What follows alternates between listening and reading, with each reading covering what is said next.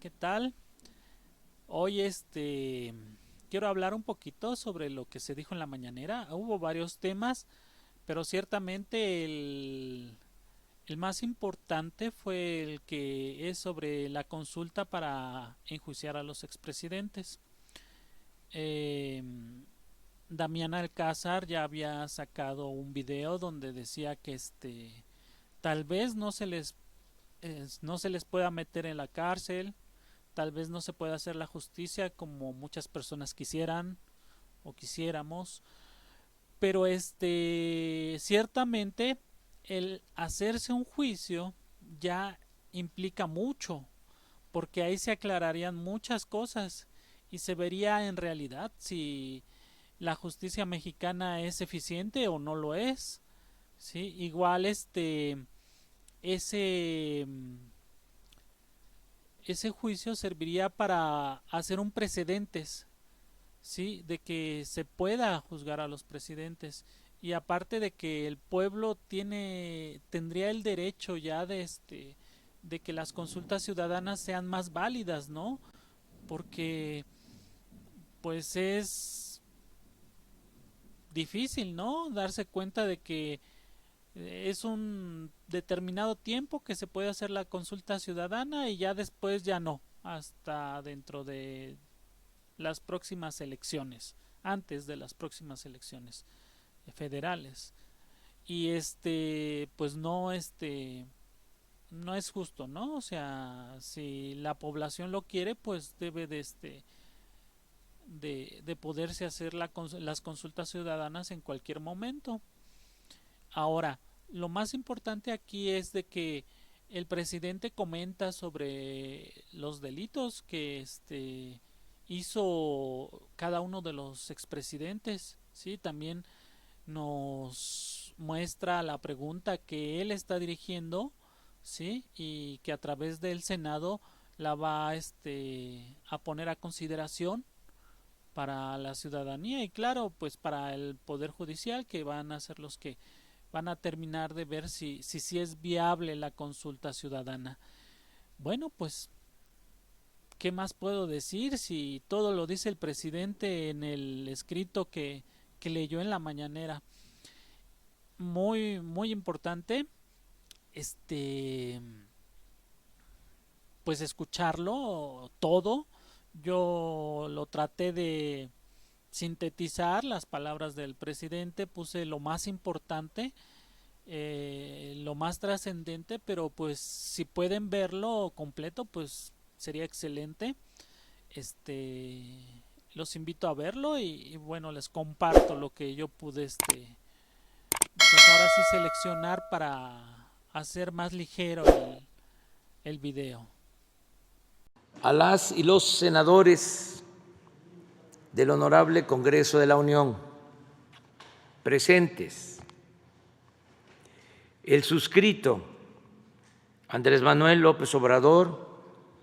presidente de los Estados Unidos mexicanos, en ejercicio de la facultad que me confiere la Ley Federal de Consulta Popular, en su capítulo segundo, artículo 12, fracción primera, presento formalmente a ustedes la siguiente petición de consulta popular para la jornada electoral que habrá de celebrarse el domingo 6 de junio de 2021 o en la fecha que establece el recién reformado artículo 35 de la Constitución, a fin de preguntar al pueblo de México sobre el asunto de trascendencia nacional que se describe y fundamenta en la siguiente exposición de motivos. Primero, entre el 1 de diciembre de 1988 y el 30 de noviembre de 2018, México vivió un periodo caracterizado por la concentración desmesurada de la riqueza, quebrantos monumentales al erario, privatización de los bienes públicos, corrupción generalizada, procesos electorales viciados y prácticas gubernamentales que desembocaron en un crecimiento descontrolado de la violencia, la inseguridad pública, la violación masiva de derechos humanos, la impunidad como norma y el quebrantamiento del Estado de Derecho en extensas zonas del territorio nacional. Esa etapa trágica de la vida del país se denomina periodo neoliberal o neoporfirista. Segundo, los males señalados en el párrafo anterior no ocurrieron de manera fortuita, sino que fueron consecuencia de la aplicación durante 5 sexenios de un modelo político y económico elitista, antidemocrático, antinacional y antipopular. Las más altas esferas del poder público y específicamente quienes ejercieron la titularidad del Poder Ejecutivo dieron fe en innumerables ocasiones, tanto de palabra como en los hechos, de su adhesión a las políticas privatizadoras, su determinación de privilegiar a los grandes poderes económicos y de su empecinamiento en estrategias de seguridad violentas, inhumanas y contraproducentes. En suma, los desastres humanos, sociales y nacionales sufridos por el país durante esos 30 años fueron resultado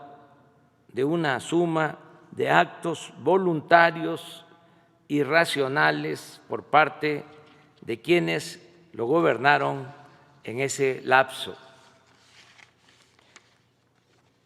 Tercero, el neoliberalismo gobernante se tradujo en la pérdida de centenares de miles de vidas, en decenas de miles de desapariciones, en la conculcación de derechos políticos y sociales, en el crecimiento de la pobreza, la desigualdad, la marginación, la informalidad y la descomposición social,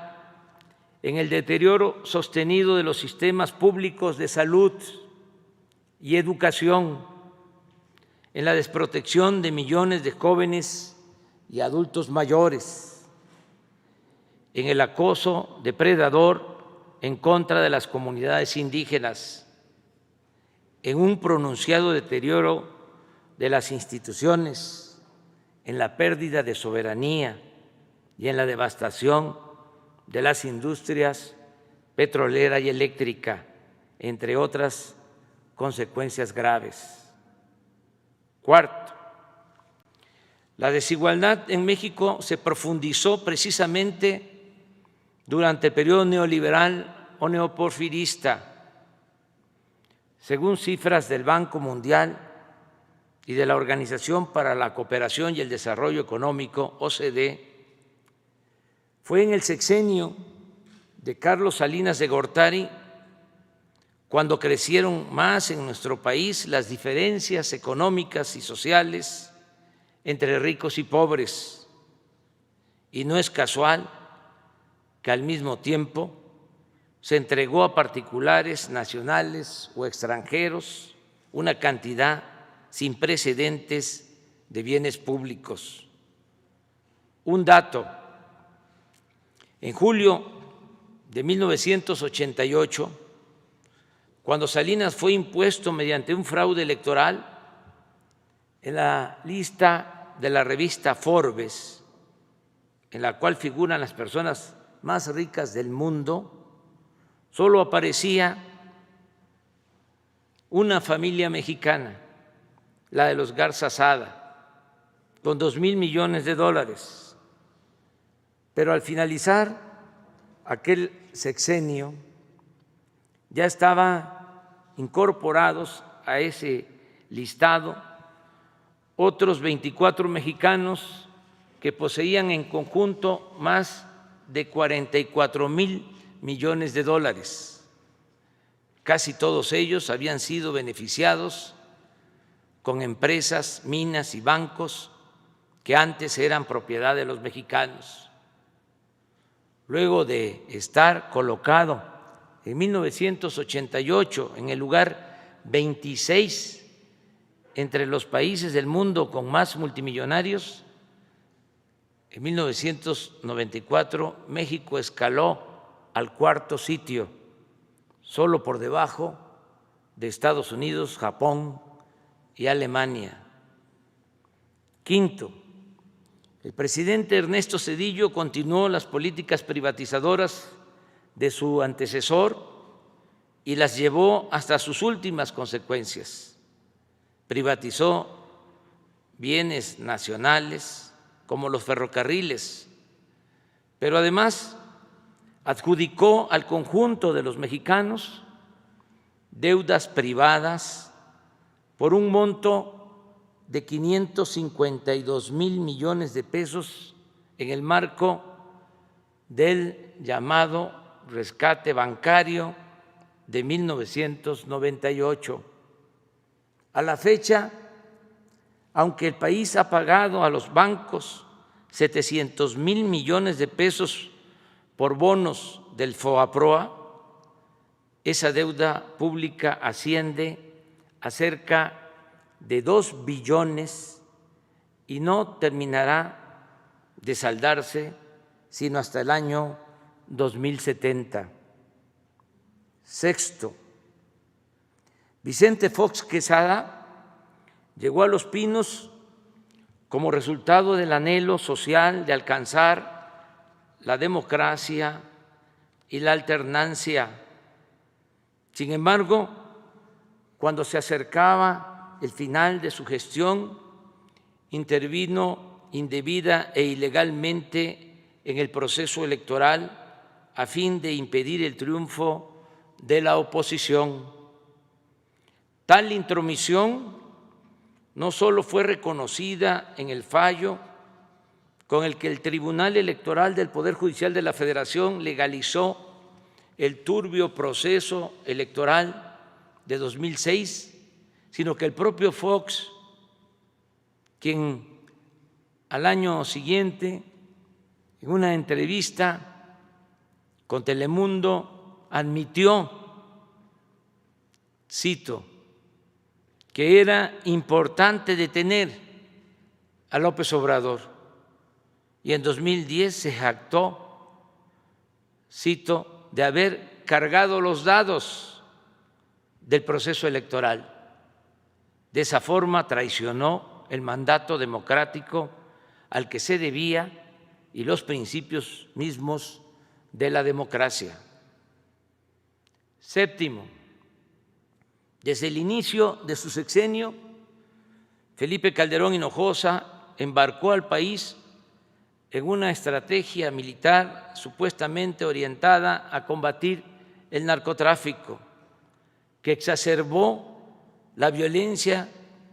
y multiplicó las zonas del territorio nacional bajo control de las bandas delictivas, pese a las innumerables y conocidas advertencias de que tal política habría de resultar contraproducente y terriblemente costosa para México. Lo más grave, colaboradores suyos y periodistas independientes le señalaron los indicios de que su secretario de Seguridad Pública, Genaro García Luna, era cómplice de una de las facciones del narcotráfico, pero el gobernante no hizo absolutamente nada.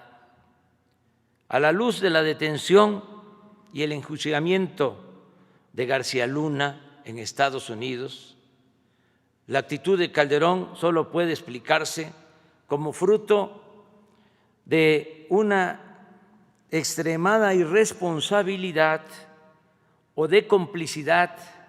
activa o pasiva con la delincuencia organizada. Octavo, la irrupción de grandes cantidades de dinero de procedencia desconocida en la campaña presidencial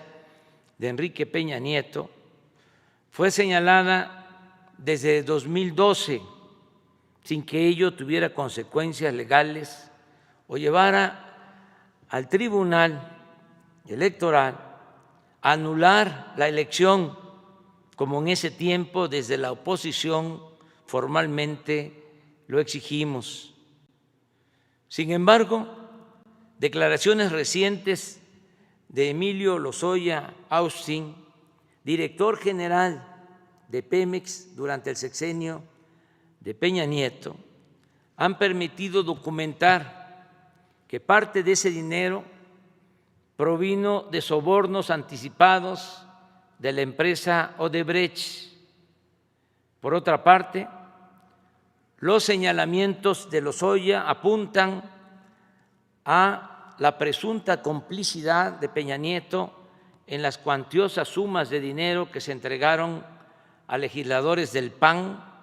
para obtener los votos y la aprobación de la llamada reforma energética, así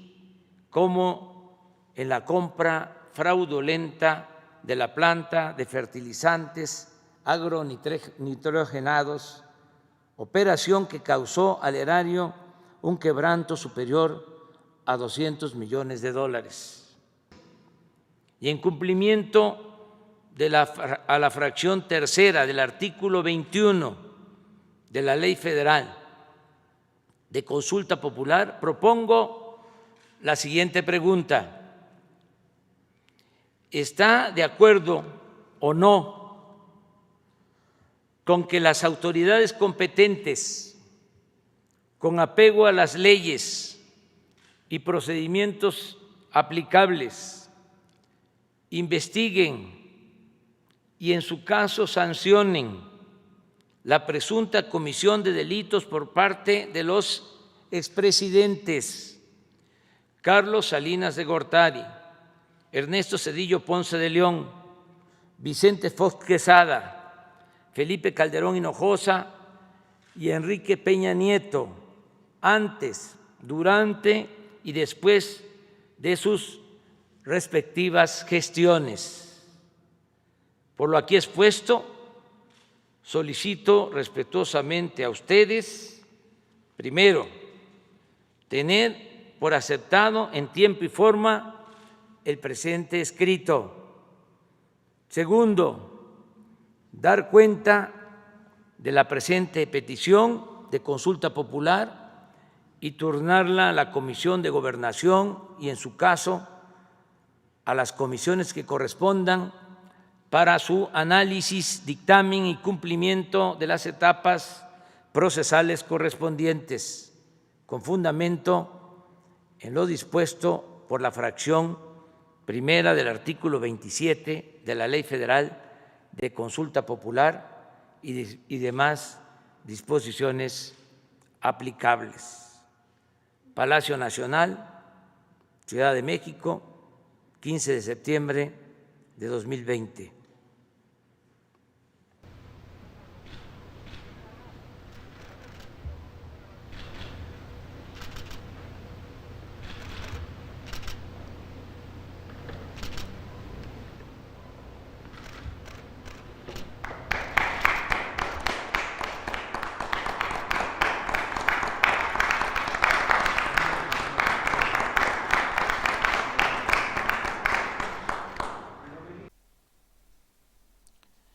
Bueno, ese es lo que dijo nuestro presidente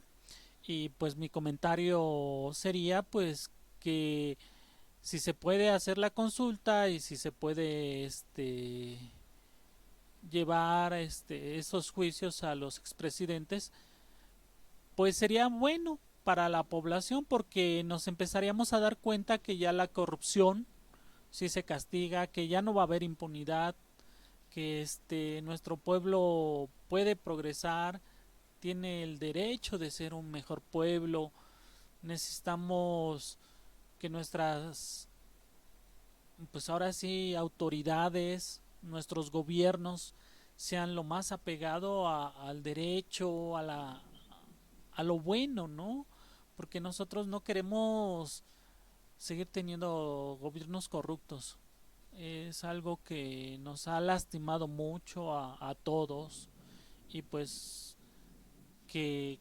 que se haga algo, ¿no? Porque muchas veces decían, pues lo hago, de todas maneras no pasa nada, ¿sí? Y vemos como inocentes están en la cárcel, como personas culpables están fuera de las cárceles. Entonces, pues queda de cada uno de nosotros, seamos la mejor versión de cada uno y pues adelante, ánimo, la cuarta transformación sigue y pues los invito a seguir al presidente, más que a nosotros los que hacemos estos videos, pues al presidente. Los invito a que me den su like, que se suscriban, que le den a la campanita, si pueden vean los videos completos y pues ánimo, ánimo porque esto no se acaba. Bye.